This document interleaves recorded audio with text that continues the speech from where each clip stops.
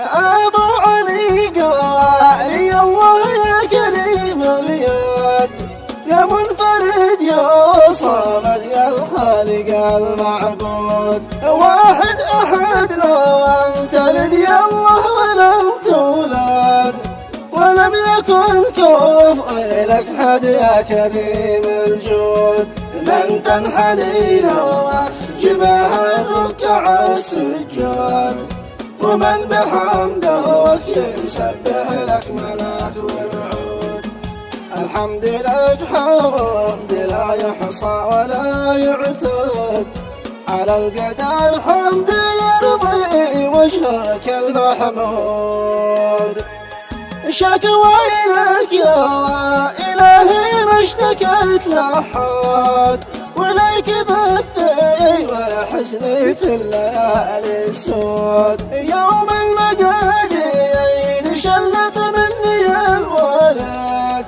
وهزني وانتهى بصبري المحدود، وضاق صدري ودمعي سال فوق الخد، في ظلمة الليل لا شاهد ولا مشهود، لا ارتاح بالي ولا تهنيت بالمرقد، تمسي عيوني سهرة والعباد القهود. أراه في سواحته والبيت والمسجد، موجود فيني وهو ما عاد هو موجود، مات الولد ضواق بعد الأب ما ينقاد، ولا علي لا يوم في حزني ولا منقود. حني ونوحي معي يا حروف أبجاد، ما يوجع الفواقد إلا غيبة المفقود.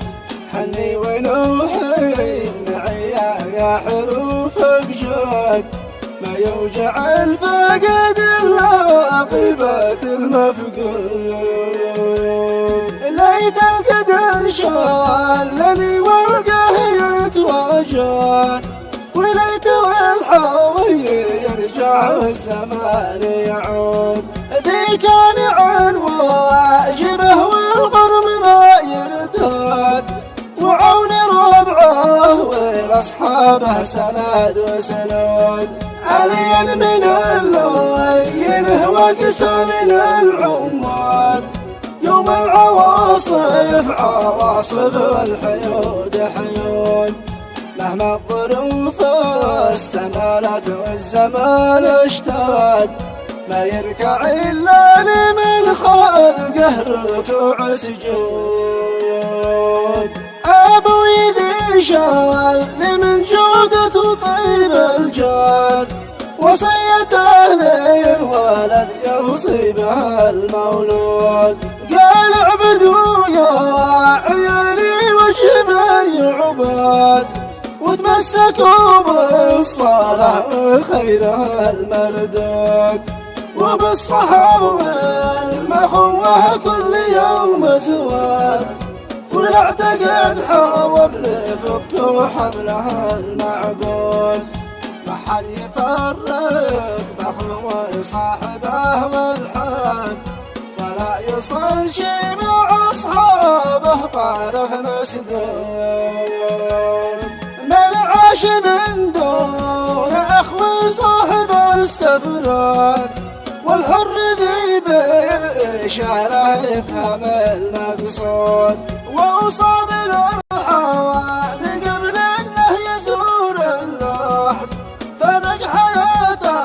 وظهره غنى مشدود، في رحمة الله عليه اليوم ذا والغد، والله يجعل له الجنة سكن وخلود، وازكى صلاتي وتسليمي على